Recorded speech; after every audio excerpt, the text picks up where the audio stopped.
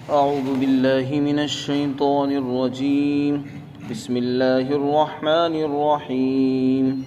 إنك لا تسمع الموتى ولا تسمع الصم الدعاء إذا ولوا مدبرين وما أنت بهاد العمي عن ضلالتهم إن تسمع إلا من يؤمن بآياتنا فهم مسلمون. اور بے شک آپ مردوں کو نہیں سنا سکتے اور نہ آپ بہروں کو اپنی پکار سنا سکتے ہیں جب وہ پیٹھ پھیر کر چل پڑیں، اور آپ اندھوں کو ان کی گمراہی سے بچا کر ہدایت کا راستہ نہیں دکھا سکتے. آپ تو صرف اسی کو سنا سکتے ہیں جو ہماری آیتوں پر یقین رکھتے ہیں اور وہی فرما بردار ہوں گے.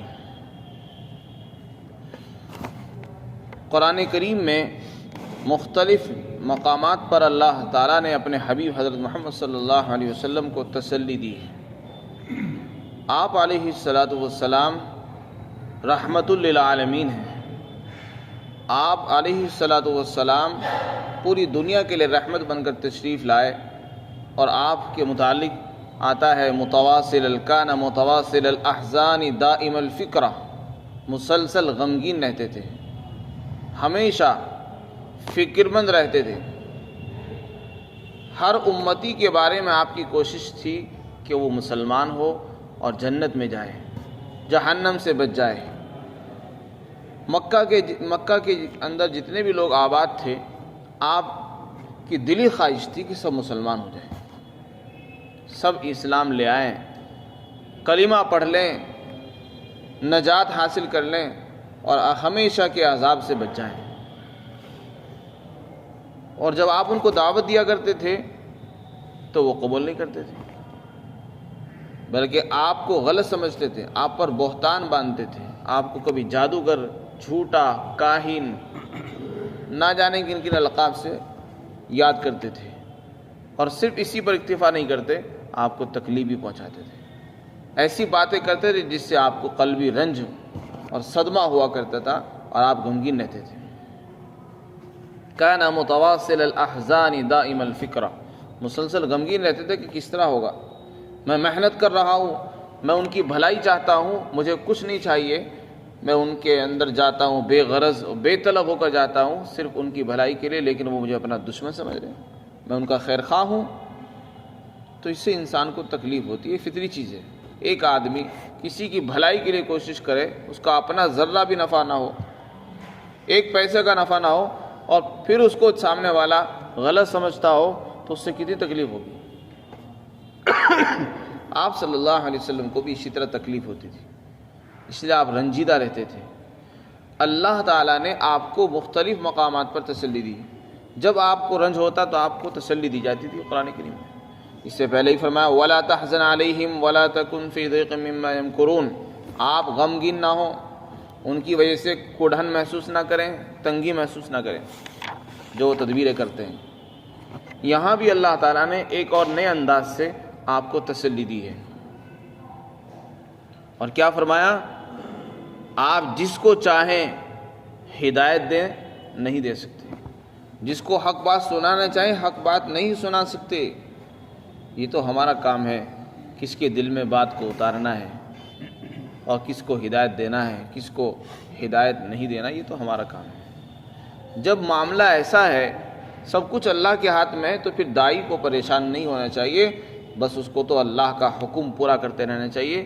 نبی کا کام ہے اللہ کا حکم بندوں تک پہنچائے، اللہ کا پیغام اللہ کے بندوں تک پہنچاتا رہے، بس پہنچا دے، ان کو بتا دے، کھول کھول کو بیان کر دے. اس کے بعد ماننا نہ ماننا کا اختیار ان کو ہے.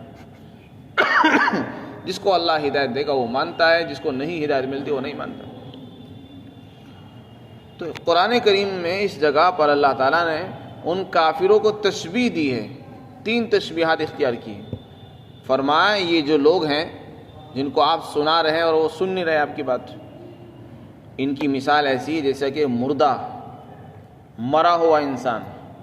ایک انسان مرا ہوا مری ہوئی لاش پڑی ہے، اس کو آپ باتیں بتا رہے ہیں کہ دیکھو ایسا ہونے والا ہے اور آپ چلے گئے اور اب ایسا ہوگا، تو وہ آپ کی بات اگر سن بھی لے، اولاً تو سنے گا نہیں، اگر وہ آپ کی بات سن بھی رہا ہے تو بتاؤ وہ آپ کی بات پر عمل کرے گا یا سننے سے اس کو کچھ فائدہ ہوگا؟ وہ تو ایسا ہی ہے جیسے کہ بھینس کے آگے بین بجانا، جیسے کہ بھینس کے آگے بولنے سے کوئی نفع نہیں ہوتا، اسی طرح وہ بھی مردہ لاش کی طرح ہے۔ اس کے سامنے آپ کتنی باتیں کر دو، کتنے وعدے کرو، اس سے کچھ فرق پڑنے والا نہیں، وہ تو مردہ ہے، پڑا ہے وہ۔ تو فرمائے یہ مردے بھی ایسی، یہ کافر بھی مردوں کی مانند ہے، بس آپ ان کو سنا رہے ہیں لیکن آپ کی باتوں کا اثر ان کے دلوں پر نہیں ہو رہا ہے۔ یہاں پر یہ بات یاد رہنی چاہیے، یہاں سننے سے مراد وہ سننا نہیں جو ہم لوگ سنتے ہیں۔ ایک سننا تو یہ ہے کہ کسی آدمی نے کوئی بات کی اور اس کی کانوں میں وہ بات پہنچ گئی، تو صرف کانوں تک آواز کا پہنچانا مقصد نہیں ہے۔ اگر یہ بات ہے تو یہ بات تو سب سنتے ہیں، ہر کافر، ہر مشرک، ہر غیر مسلم اسلام کی بات کو سنتا ہے، جانتا ہے، تو سننا مراد نہیں ہے، سن کر اس سے نفع حاصل کرنا، اس پر عمل کر دینا، یہ مراد ہے۔ تو یہاں صرف کانوں تک بات کا پہنچانا مقصود نہیں، مقصد ہے کہ کانوں تک بات پہنچے اور دل میں اتر جائے اور پھر انسان اس کے مطابق عمل کرے، اس کو کہتے ہیں ہدایت۔ اللہ تعالیٰ فرماتے آپ مردوں کو نہیں سنا سکتے، یہ لوگ تو سب مردہ ہیں، کہنے کو بڑے بڑے عقل مند ہیں، آنکھیں بھی ہیں، کان بھی ہیں، ان کے پاس مال بھی ہے، سب کچھ ہے، لیکن چونکہ یہ حق بات کی طرف کان نہیں دھرتے تو ان میں اور قبرستان کے مردوں میں کوئی فرق نہیں ہے، بس یہ مردے ہیں، ان کو یہ سمجھ کر چھوڑ دیجیے۔ دوسری تشبیہ بیان فرمائی، یہ بہرے ہیں۔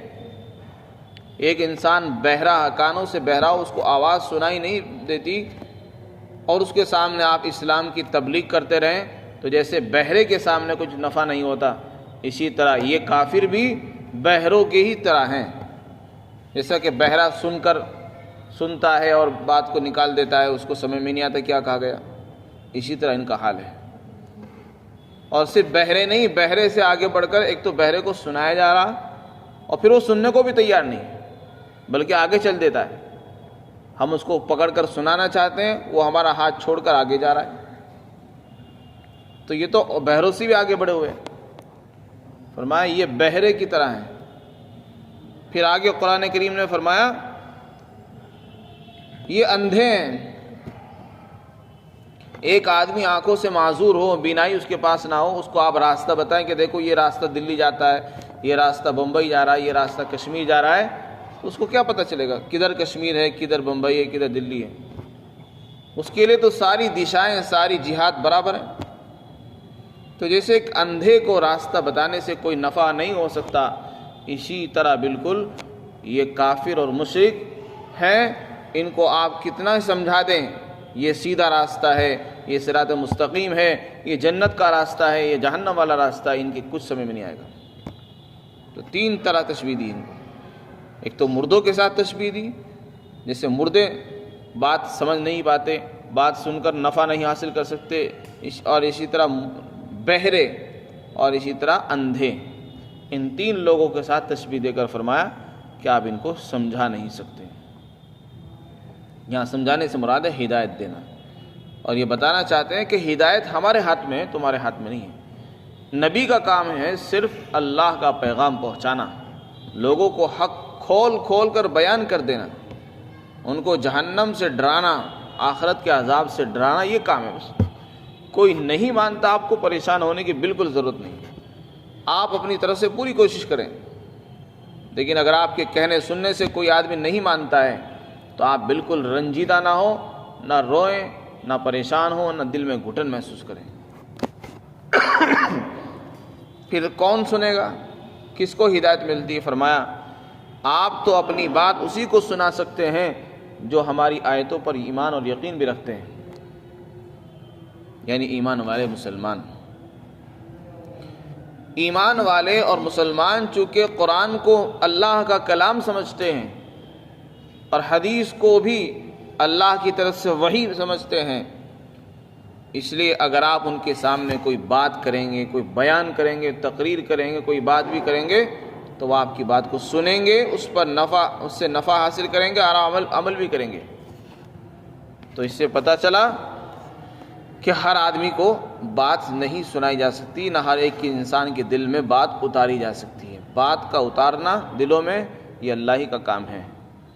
یہ تو آدمی روزانہ بیانات کرتے رہے، تقریر کرے، وعظ و نصیحت کرتا رہے، لیکن اللہ سے دعا بھی کرنی چاہیے کہ اللہ ہم سنا سکتے ہیں، ہم تو بول سکتے ہیں، لیکن سنانے کا کام آپ کا ہے۔ دلوں میں اتارنا آپ ہی کے پاس ہے۔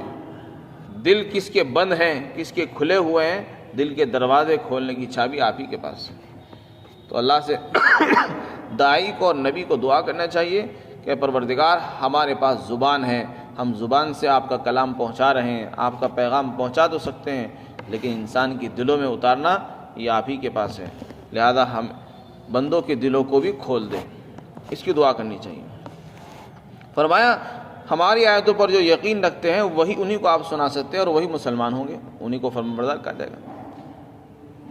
اس مقام پر ایک مسئلہ اور مختلفی ہے جو علماء کے درمیان صحابہ اکرام سے چلا رہا ہے۔ یہاں پر قرآن کریم نے فرمایا کہ آپ مردوں کو سنا نہیں سکتے، مردوں کو نہیں سنا سکتے۔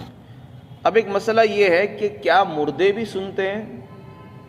اگر مردوں کو سے کوئی بات کی جائے تو کیا مردے سننے کی صلاحیت رکھتے ہیں یا وہ سننے کی صلاحیت نہیں رکھتے ہیں؟ قرآن کریم کی یہ آیت اس کے بارے میں بالکل ساکت اور خاموش ہے۔ قرآن کریم میں یہاں اس مضمون کو بیان کرنا مقصود ہی نہیں ہے، یہاں تو ایک کافر اور مشرک کو تشبیہ دی جا رہی ہے مردوں کے ساتھ صرف۔ یہ ایک دوسرا مسئلہ ہے جو اس مقام پر ذکر نہیں کیا گیا، لیکن علماء بیان کرتے ہیں کہ آیا مردوں کے اندر سننے کی صلاحیت موجود ہے یا نہیں ہے۔ تو یہ مسئلہ حضرات صحابہ اکرام کے زمانے سے مختلف ہی چلا رہا ہے۔ حضرت عبداللہ بن عمر رضی اللہ عنہ مشہور صحابی ہیں، حضرت عمر کے صاحبزادے ہیں، وہ مردوں کے سننے کے قائل تھے، سماع موتیٰ کو ثابت مانتے تھے اور یہ کہتے تھے کہ نہیں مردے سنتے ہیں۔ اور دوسری طرف حضرت عائشہ صدیقہ رضی اللہ عنہ امہات المؤمنین میں سے، وہ فرماتی تھی کہ نہیں مردے نہیں سنتے، وہ اس کی نفی کرتی تھی۔ تو اس طریقے سے صحابہ میں دو گروہ ہو گئے، اور پھر علماء میں، تابعین میں، تبع تابعین میں دو جماعتیں ہو گئی۔ کچھ لوگ اس کو ثابت مانتے ہیں، کچھ اس کا انکار کرتے ہیں۔ قرآن کریم میں ان تین مقامات پر یہ مضمون آیا ہے کہ آپ مردوں کو نہیں سنا سکتے۔ وما انت بمسمع من فی القبور، جو قبروں کے اندر موجود ہیں آپ ان کو اپنی بات نہیں سنا سکتے۔ اور ایک یہاں پر آیا سورہ روم کے اندر آیا، سورہ نمل میں ہے، اور سورہ فاطر کے اندر۔ علماء نے اس مقام پر ایک بات کی طرف توجہ دلائی کہ ان تینوں آیتوں میں غور کرنے سے ایک بات معلوم ہوتی ہے جو غور کرنے کے قابل ہے، وہ یہ کہ قرآن نے اس بات کی نفی کی ہے کہ آپ ان کو اپنی بات نہیں سنا سکتے۔ یہ نہیں کہا کہ وہ مردے سن نہیں سکتے، یہ فرمایا کہ آپ سنا نہیں سکتے۔ تو اس سے یہ نفی نہیں ہو رہی کہ ان میں سننے کی صلاحیت نہیں ہے، سننے کی صلاحیت موجود ہے، اور رہا معاملہ سنانے کا، وہ ہمارے اپنے پاس اختیار میں نہیں ہے۔ کون سنائے گا؟ اللہ اگر چاہے تو وہ ان کو سنا سکتا ہے، ہمارے پاس اختیار نہیں کہ ہم اپنی طرف مرضی سے کسی مردے کو کوئی بات سنا دیں۔ لیکن اس میں یہ اس بات کی کہیں نفی نہیں ہے کہ مردے سننے کی صلاحیت نہیں رکھتے۔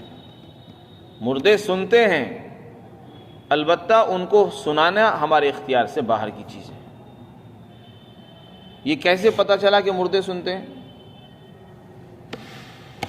حدیث شریف کے اندر آتا ہے کہ جب قبرستان میں جاؤ تو سلام کرو، مردوں کو سلام کرو۔ ایک صحیح حدیث ہے، اس میں آتا ہے اللہ کے رسول صلی اللہ علیہ وسلم نے فرمایا کہ جو آدمی اپنے کسی مسلمان بھائی کی قبر کے پاس سے گزرتا ہے، جس کو وہ دنیا میں جانتا اور پہچانتا تھا، اور پھر وہ اس کو سلام کرتا ہے، تو اللہ رب العزت اس کے جسم کے اندر اس کی روح کو لوٹاتے ہیں، اور پھر وہ اس سلام کرنے والے کا جواب دیتا ہے۔ اس سے پتہ چلا کہ مردوں کے اندر سننے کی صلاحیت ہے، اور وہ سنتے ہیں اور جواب بھی دیتے ہیں سلام کا۔ اسی لیے حدیث پاک کے اندر آتا ہے کہ مردوں کو سلام کرو، جب قبرستان جاؤ تو قبرستان میں داخل ہونے کی دعا ہے السلام علیکم دار قوم مؤمنین یغفر اللہ لنا ولکم وإنا انشاء اللہ بکم لاحقون۔ تو سلام میں ان کو مخاطب بنایا جا رہا ہے، مخاطب تو اسی کو بنایا جائے گا جس کے اندر عقل اور شعور ہو۔ تو اس سے خود معلوم ہوتا ہے کہ مردوں میں ان کی روح انسانی کے اندر مرنے کے بعد بھی عقل اور شعور باقی رہتا ہے اور ان کا دنیا سے کچھ نہ کچھ علاقہ اور تعلق برقرار رہتا ہے۔ چنانچہ حدیث سے پتہ چلتا ہے کہ جب کوئی آدمی کسی مسلمان کو سلام کرتا ہے تو اس کی روح اللہ تعالیٰ لوٹا دیتے ہیں اور اس کو جواب دیتا ہے۔ تو سنتے ہیں جبھی تو وہ جواب دیتے ہیں، اگر نہیں سنیں گے تو جواب کیسے دیں گے؟ اور یہ کون سنوا رہا ہے؟ اللہ تعالیٰ سنوا رہے ہیں، اس کی روح کو لوٹا رہے ہیں۔ اس سے پتہ یہ بھی معلوم ہو رہا ہے کہ ہم نہیں سنا سکتے اپنی مرضی سے، ہمارے اختیار میں نہیں۔ اللہ تعالیٰ جب ان کی روح کو لوٹائیں گے تب ان کے اندر سننے کی صلاحیت پیدا ہوتی ہے اور پھر وہ جواب دیتے ہیں۔ اس سے اتنا تو پتہ چلا کہ بعض اوقات جب اللہ چاہتے ہیں تو وہ مردے سنتے بھی ہیں اور جواب بھی دیتے ہیں، جب اللہ کی مرضی نہیں ہوتی تو نہیں سنتے۔ اس سے تمام حالات میں اور تمام کلمات کا سننا ثابت نہیں ہوتا کہ آپ جو بھی بات مردوں سے کریں وہ آپ کی بات سن لیں، ایسا کوئی ضروری نہیں، نہ یہ چیز کہیں سے ثابت ہوتی، نہ اس کا کوئی تعلق ہے کسی چیز سے، عقائد سے اس کا تعلق ہے۔ سلام کے متعلق البتہ احادیث سے معلوم ہوتا ہے کہ سلام سن سکتے ہو جب اللہ چاہیں گے۔